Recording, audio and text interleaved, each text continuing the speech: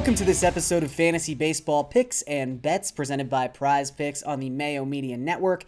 I am Garion Thorne. It is Tuesday night. That means we are breaking down everything you need to know for Wednesday, August the 4th, and the 11-game featured slate that gets going just past 7 p.m. Eastern Time. We are also going to talk about some best bets on the DraftKings Sportsbook, but before we get into any of that, let's discuss some prize picks. First, head on over to prizepicks.com, use the promo code MMNMLB, and have your first deposit matched up to $100. So after you've done that, maybe you'll partake in my two favorite plays for Wednesday's slate. Let's start with Franmil Reyes of Cleveland going up against Steven Matz of the Blue Jays. So this number is 6.5. Just seemed a little low. Franmil Reyes, first and foremost, has been on absolute fire since the beginning of July. He actually had 9 home runs in the month.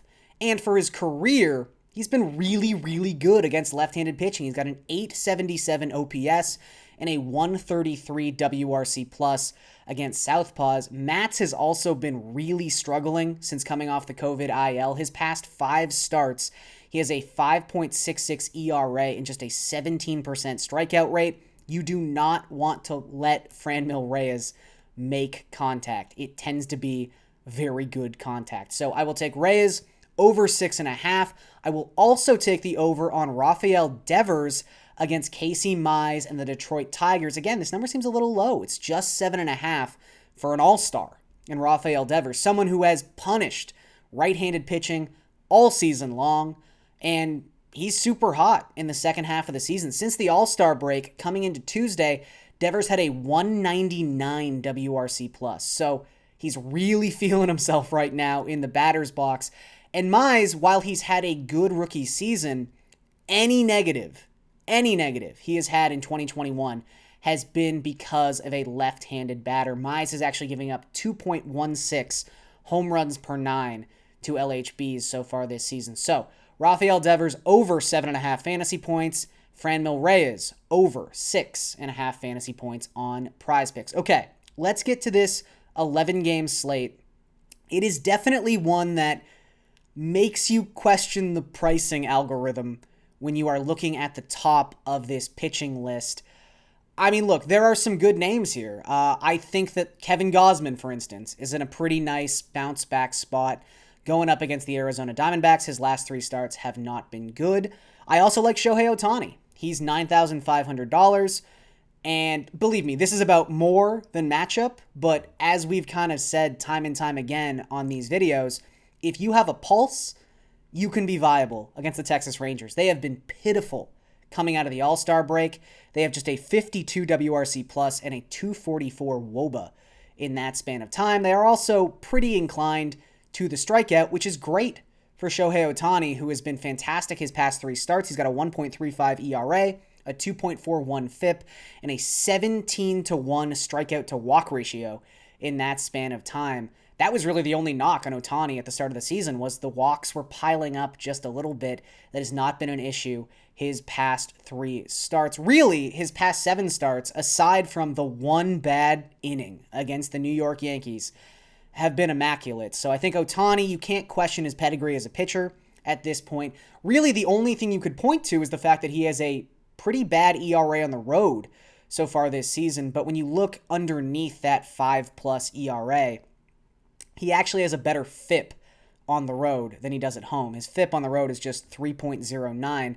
He just happens to have a 60% strand rate on the road compared to like a 90% strand rate when he's pitching in Los Angeles. So I like Shohei Ohtani. Obviously, I like anybody against the Texas Rangers at this point. But Max Scherzer, that's really the name that we have to talk about. Max Scherzer is $9,100. How does that happen? I was kind of going down the list here, pitcher by pitcher, taking some notes. I almost did like a spit take when I saw Max Scherzer was this cheap. He should never be this cheap. In fact, he never has been this cheap in 2021. He has been over $10,000, closer to $11,000, I should say. Over $10,000 in 12 of his last 13 starts. I have no idea why he is hovering around the $9,000 mark. I understand Houston is not just a very good offensive team. They are a very good offensive team that does not strike out. But Max Scherzer, going back to the beginning of May, 2.67 ERA and a 35% strikeout rate. Not a small sample either. 81 innings, 14 starts. Max Scherzer, really, really good. I don't care who he's going up against. He's viable, especially if you're going to give me a discount on Max Scherzer like you're getting on Wednesday. Moving out of the $9,000 range, let's talk about Jon Gray before we move to some bats. Jon Gray, $7,200 on Wednesday's slate. Yes, he's pitching in Colorado. However, Jon Gray has been fantastic in Colorado so far in 2021. 57 and a third innings pitched. He's got a 3.14 ERA, and he's holding opponents to a 261 WOBA in the altitude. That is incredible stuff.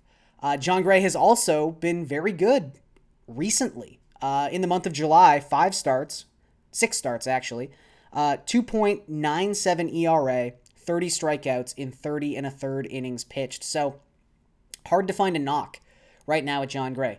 Pitching really well in his past 5-6 starts, pitching really well when he's pitching in Colorado. And the Cubs, I mean, that's just a decimated lineup. That's a decimated roster. You look at who the Cubs put into their lineup on Tuesday. Now, that was against a left-handed pitcher, so things are going to be a little bit different against the righty, but it's not like they have great platoon bats anyway. They had David Bote in his 71 WRC plus hitting third. They had Ian Happ in his 72 WRC plus hitting fifth. They had household name Frank Schwindel hitting sixth. He had one plate appearance for the Cubs prior to getting sixth spot in the lineup on Tuesday night. It's crazy the depths that they have to go after trading every good player on their team not named Wilson Contreras. So it's just a good matchup, even if it does happen to be taking place in Colorado. And it doesn't matter that it's taking place in Colorado because Jon Gray's been really good pitching in Colorado anyway. Speaking of splits, let's talk about the top stacking option on Wednesday's slate. And I don't think it's going to surprise anybody that that's the Toronto Blue Jays, but it is a little interesting. It's at least worth noting that JC Mejia, despite all the struggles he's had so far this season, it's mostly been a problem with left-handed batters, and the Jays don't have a lot of left-handed batters. They're mostly right-handed batters.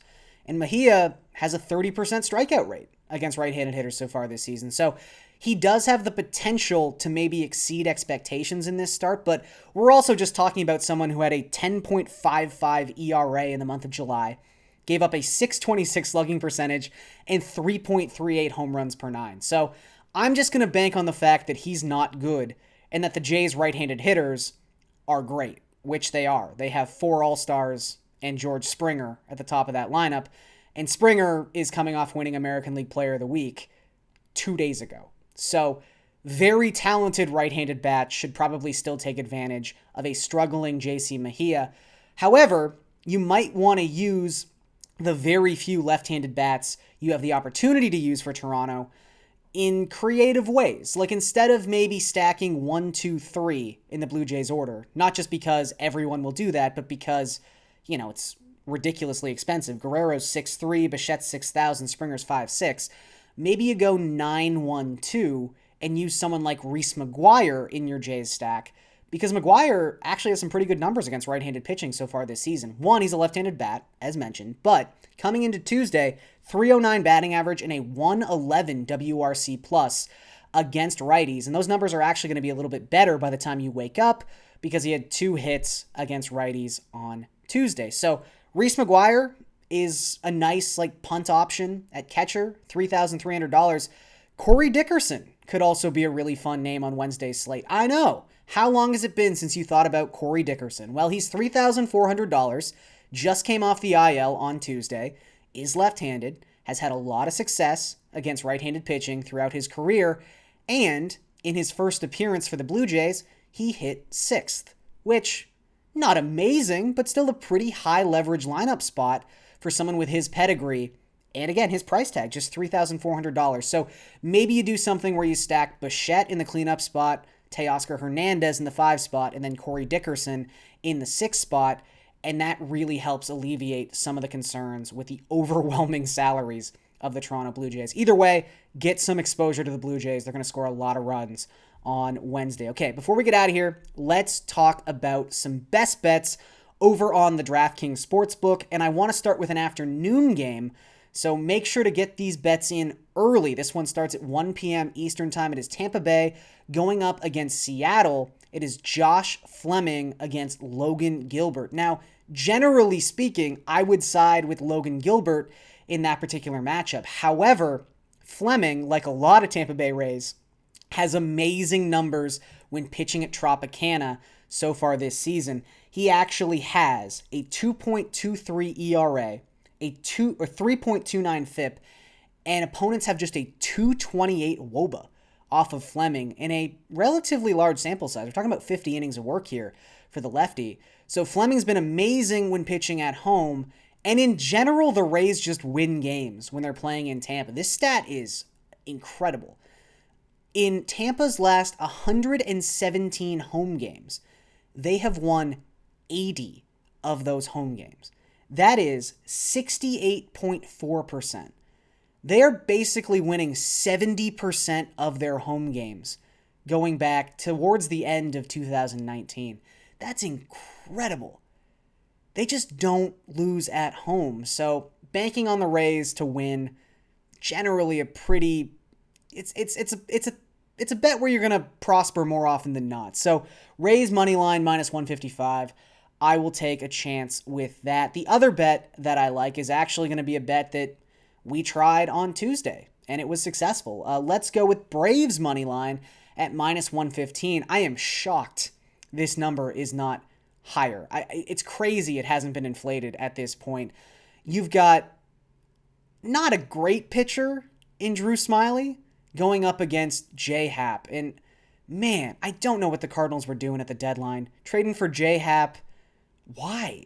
What purpose could that possibly serve? Happ, in his last 3 starts, has given up 20 earned runs. 9 earned runs in his last start for the Twins. And they were able to trade him for something. That is crazy. Anyway, I think the point I wanted to make here, not only should you always bet against J-Happ, Drew Smyly. Drew Smyly was a name we talked about a lot back in April and May as someone to stack against. However, Smyly has been much better in the past 2 months. His last 8 starts, 2.63 ERA, 3.25 FIP. He's only giving up 0.7 home runs per 9. And you'll remember, that number was up over 3 early on in the season. So he's really settled down. He's started to find his old groove. He's not incredible, but he's serviceable. And that is not something I can say for J-Happ. St. Louis also can't hit left-handed pitching. That's one of the reasons Max Fried was so tantalizing on Tuesday's slate. Anyway, the Braves are going to win this game. Braves money line minus 115, Rays money line minus 155, and that's going to do it for this episode of Fantasy Baseball Picks and Bets presented by Prize Picks on the Mayo Media Network. I am Garion Thorne, and I will catch you guys next time.